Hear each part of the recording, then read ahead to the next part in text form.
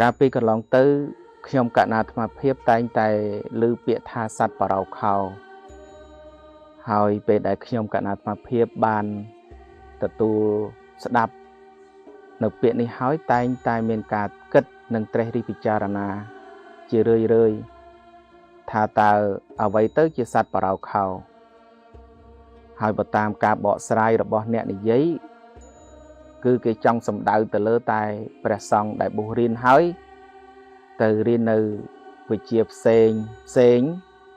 ហើយគេថាបុគ្គលជាសត្វបរោខោហើយគេតែងតែនិយាយថាព្រះសង្ឃនោះគឺជាសត្វបរោខោដែល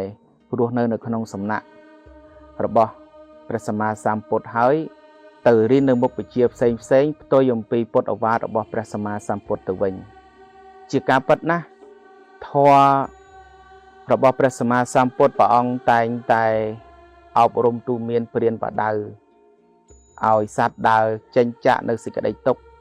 ប៉ុន្តែធម៌ដែលធ្វើឲ្យផុតចាកសេចក្តីទុក្ខបាន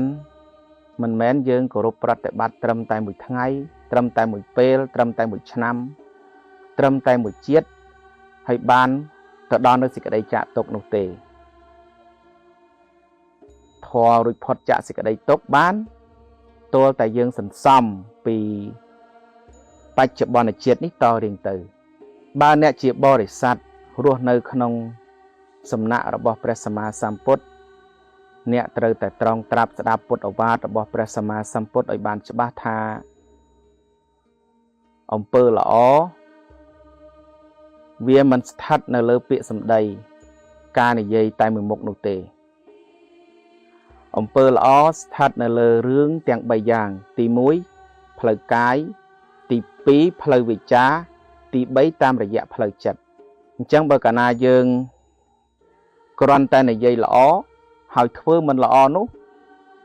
ការនិយាយរបស់អ្នកគ្មាននៃអ្វីទោះតែសោះសម្រាប់ដល់ការបដិបត្តិដោយការរស់នៅឲ្យคล้ายទៅជាបុគ្គលល្អនៅក្នុងសង្គមមួយ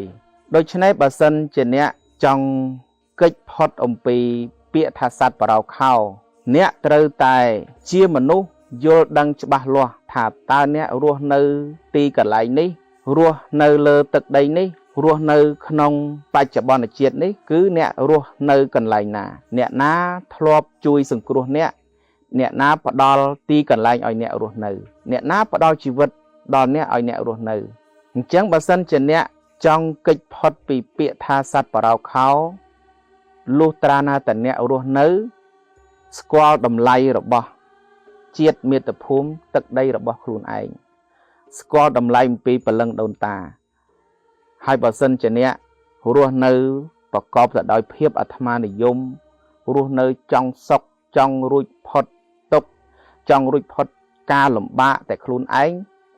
តែបែរជាមិនបានប្រឹងប្រែងថែរក្សាកេរកាលដូនតាព្រលឹងដូនតាពុព្វ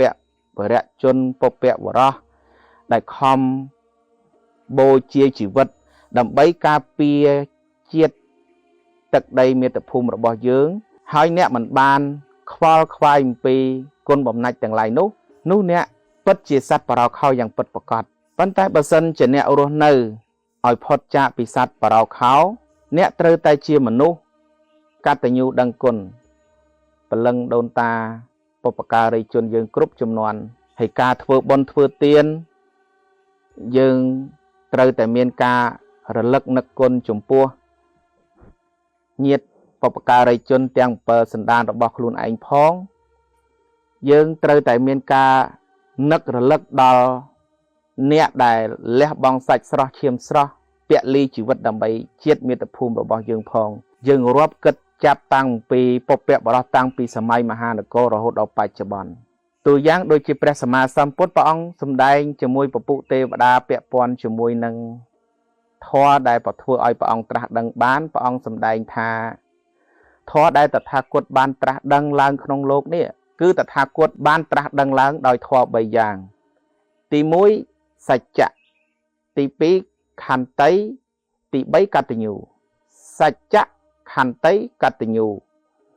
អញ្ចឹងត្រង់ចំណុចនេះបញ្ជាក់យ៉ាងច្បាស់ថាព្រះសម្មាសម្ពុទ្ធបរមគ្រូគឺព្រះអង្គចង់ឲ្យយើងនឹង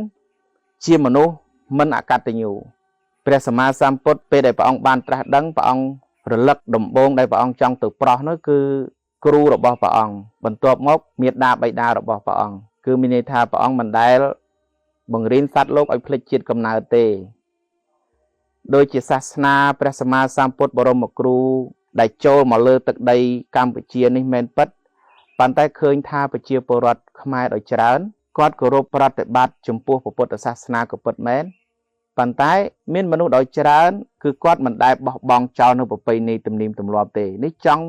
បង្ហាញថាគោលបំណងរបស់ព្រះសម្មាសម្ពុទ្ធគឺព្រះអង្គមិនដែលបង្រៀនសពសត្វទាំងអស់ឲ្យភ្លេចជាតិកំណើតទេទោះបីអ្នកមានចំណេះដឹងការបដិបត្តិការគោរពការតាំងសិលភាវនាបានសម្រេចឈានបានសម្រេចធម៌មានឋានៈសយុះមានកិត្តិយសដល់កម្រិតណាក៏ដោយក៏ព្រះអង្គមិនដែលឲ្យយើងភ្លេចជាតិកំណើតដែរត្រង់នេះចង់បញ្ជាក់ថាទោះបីយើងទៅដល់ណាក៏ដោយយើងមិនត្រូវភ្លេចជាតិកំណើតទេយើងមិនត្រូវភ្លេចទីតាំងរបស់យើងទេ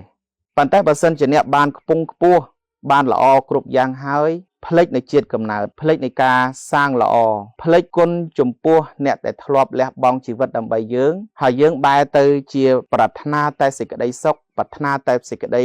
រួចចាក់ទុកតែខ្លួនឯងនោះហើយមិនខ្វល់ខ្វាយរាល់រឿងទាំងឡាយដែលគេគ្រប់គ្នាកំពុងជួបរឿងសោកសៅសុខសួរលំបាកគ្រប់គ្នាហើយអ្នករស់នៅធ្វើដូចជាមិនដឹងរឿងអ្វីមួយដូចជាមិនខ្វល់ខ្វាយរឿងអ្វីមួយនោះអ្នកពិតជាសត្វបរោខោយ៉ាងពិតប្រាកដអ្នកមោពុទ្ធេយៈ